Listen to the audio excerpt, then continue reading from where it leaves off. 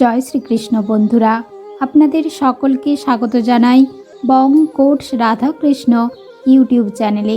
বন্ধুরা, দৈনন্দিন জীবনের ব্যস্ততার কারণে আমরা অনেকেই ইচ্ছা থাকা সত্ত্বেও ভগবানের পূজা বা গীতা পাঠ ঠিকমতো করে উঠতে পারি না, আর তাই আমরা ভগবানের আশীর্বাদ থেকেও বঞ্চিত হয়ে যাই। ফলস্বরূপ আমাদের জীবনে বিভিন্ন অশুভ প্রভাব পড়ে, দুঃখ দুর্দশা কাটতে চায় না, বাড়িতে নেতিবাচক শক্তি বৃদ্ধি পায়, অর্থ সংকট দেখা দেয়। তবে এমন ব্যক্তি যিনি পূজা করার সময় পায় না, তিনিও খুব সহজে 3টি বিশেষ উপায়ে ভগবানের আশীর্বাদ লাভ করতে পারেন। শাস্ত্রমতে এই 3টি বিশেষ উপায় খুব অল্প সময়ের মধ্যেই শুভ ফল লাভ হয়। তাই আজকের এই ভিডিওতে আমি আপনাদের এই বিশেষ 3টি উপায় সম্পর্কে জানাতে চলেছি। নিয়মিত 5 মিনিট করে এই 3টি উপায় ভক্তিপূর্বক করতে পারলেই ভক্তের সকল দুঃখ কষ্ট দূর করে ভগবান, আর এই কাজটি করার জন্য আপনাকে কোনো বিশেষ স্থানের বা খুব বেশি সময়েরও প্রয়োজন হবে না, বা খুব বেশি ফাঁকা সময়ের প্রয়োজনও হবে না। তাই এই উপায় 3টি সম্পর্কে জানতে আজকের এই ভিডিওটি অবশ্যই মনোযোগ সহকারে দেখুন।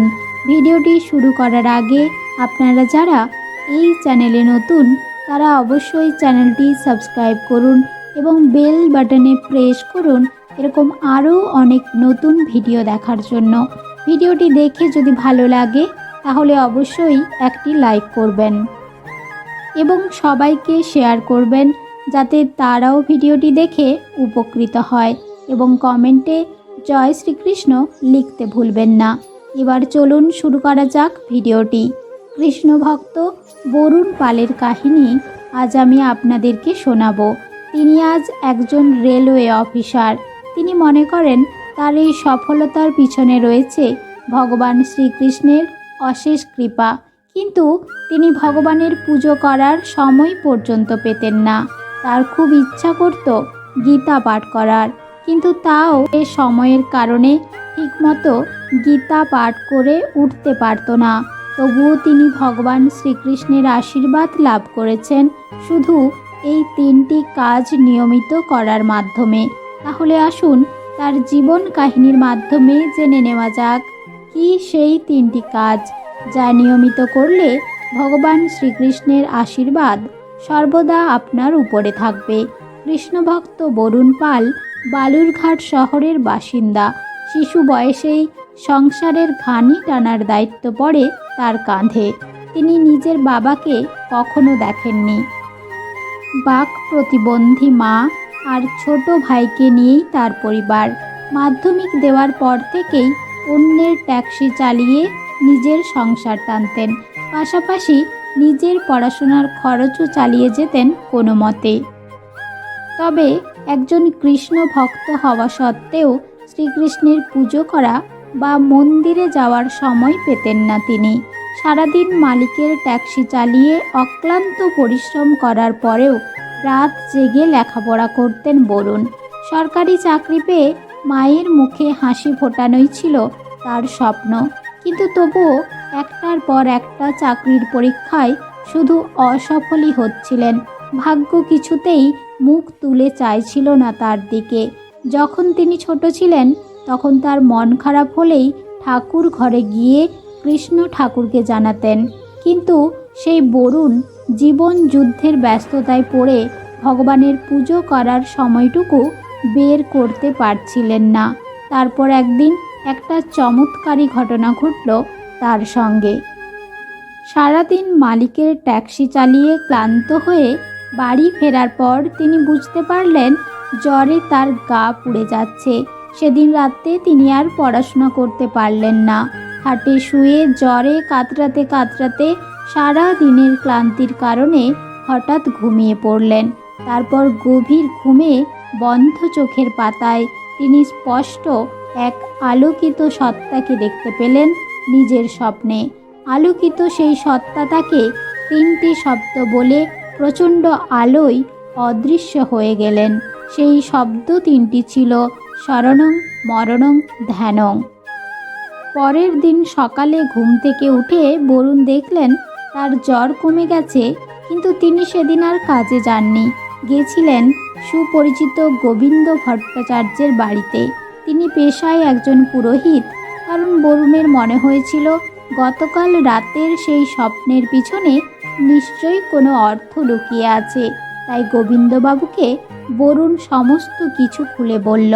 সব শুনে গোবিন্দবাবু বললেন, তোমার স্বপ্নে তুমি যাকে দেখেছ তিনি স্বয়ং পরমেশ্বর ভগবান। তোমার কর্ম ভালো বরুণ, তাই তুমি কারোর ক্ষতি কোনোদিন করনি। তাই তুমি স্বপ্নে ভগবানের দর্শন লাভ করেছ। শুধু তাই নয়, তোমাকে তিনি এই তিনটি শব্দের মাধ্যমে একটি নির্দেশও দিয়েছেন। এই তিনটি শব্দের শাস্ত্রে বিশেষ উল্লেখ আছে। শরণং অর্থাৎ সর্বক্ষণ চলতে ফিরতেই যখনই সময় পাবে ভগবান শ্রীকৃষ্ণকে স্মরণ করবে। মননং অর্থাৎ মনে মনে শ্রীকৃষ্ণের রূপ চিন্তা করবে। এর জন্য তোমাকে কোনো নির্দিষ্ট জায়গার প্রয়োজন নেই। কাজের মাঝেও তুমি তাকে স্মরণ করতে পারবে। ধ্যানং অর্থাৎ তুমি যদি ঠিকমতো স্মরণ মনন করতে পারো তাহলে তোমার নিজে থেকেই ধ্যান হয়ে যাবে। এই তিনটি কাজ সম্পর্কে শাস্ত্রে বলা হয়েছে। যদি কোনো মানুষ ভগবানের পূজা করার সময় না পায় তাহলে এই তিনটি পথ অবলম্বন করে ভগবানের আশীর্বাদ লাভ করতে পারে। তোমার স্বপ্নে এই তিনটি শব্দ শোনার অর্থ হলো, তুমি যদি নিয়মিত এই তিনটি কাজ করতে পারো তাহলে ভগবান শ্রীকৃষ্ণের আশীর্বাদ তুমি লাভ করবে। গোবিন্দবাবুর মুখে এই তিনটি শব্দের অর্থ জানার পর থেকে বরুণ নিয়মিত তিনটি কাজ নিষ্ঠার সঙ্গে করতেন। 1. যে কোনো কাজ করার আগে তিনি ভগবান শ্রীকৃষ্ণকে স্মরণ করতেন। 2.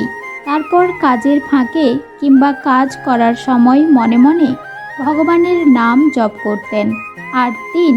সবসময় তিনি নিজের কাছে একটা গীতা রাখতেন এবং গীতা খুলে শ্রীকৃষ্ণের যে কোনো একটি শ্লোক উচ্চারণ করে পড়তেন। আর আগের মতোই সারাদিন ট্যাক্সি চালিয়ে রাত জেগে পড়াশোনা করতেন। এর কয়েক মাস পর তিনি ইউপিএসসি দিলেন। আর যখন রেজাল্ট বেরোলো তখন তিনি দেখলেন তিনি পরীক্ষায় সফল হয়েছেন। তার প্রিয়জনেরা বলেছিল বরুণ খুব খেটেছে, তাই পরীক্ষায় সফল হয়েছে। কিন্তু তিনি জানতেন ভগবান শ্রীকৃষ্ণের অশেষ কৃপা ছাড়া এটা কখনোই সম্ভব ছিল না। কারণ এর আগেও তিনি 2 বার ইউপিএসসি দিয়েছিলেন, কিন্তু কোনোবারই তিনি সফল হতে পারেননি। বরুণের চাকরি পাওয়ার খবর জানতে পেরে তার মা খুশি হয়েছিল এবং তারা সপরিবারে মায়াপুরে গিয়ে ভগবান শ্রীকৃষ্ণের পূজা দিয়েছিলেন। আজ বরুণ একজন রেলওয়ে অফিসার, সারাদিন খুব ব্যস্ত থাকেন, কিন্তু আজও তিনি ভগবান শ্রীকৃষ্ণকে স্মরণ করার জন্য এই তিনটি বিশেষ কাজ করতে ভোলেন না।